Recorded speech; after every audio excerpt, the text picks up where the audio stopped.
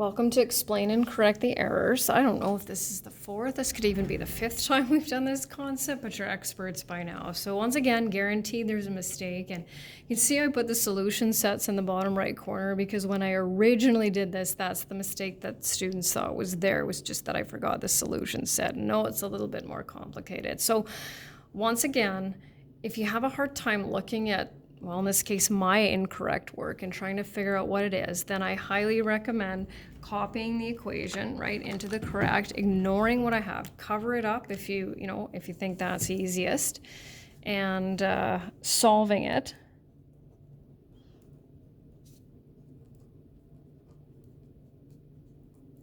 And then obviously fingers crossed, right? We get something different. If you happen to spot it right away, then by all means describe it.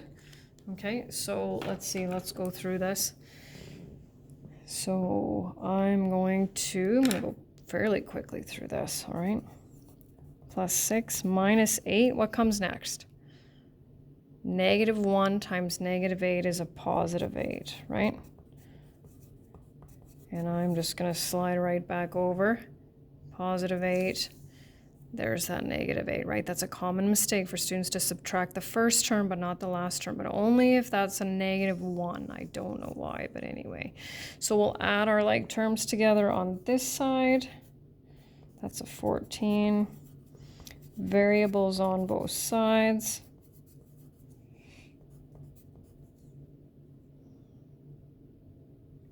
Equals 2a. Sometimes I'm getting a little creative here. We'll just do that. -6, divide both sides by 2. Totally fine if you have your a's on the left. And there is our first one. So the student forgot to apply the negative to the second set of brackets, right? So if you want to kind of go more of a mathematical style, right?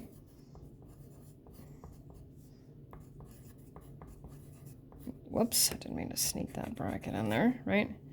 You could kind of give me something like that. I'm totally okay with that if you prefer to write it in math. Next one, oh, we got a fraction one here. Let's see, can you spot it before I copy it on the other side?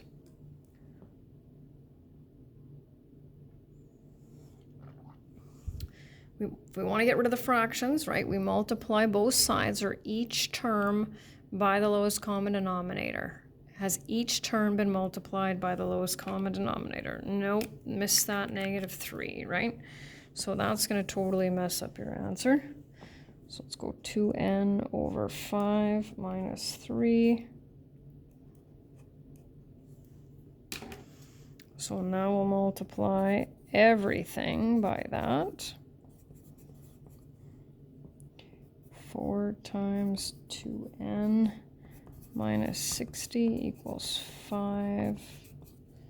We have there 8n minus 60 minus 5n.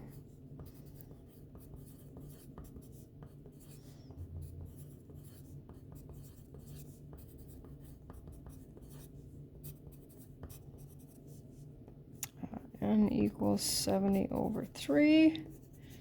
And there we go. So the student didn't multiply all terms by the lowest common denominator. That was my explanation for that one.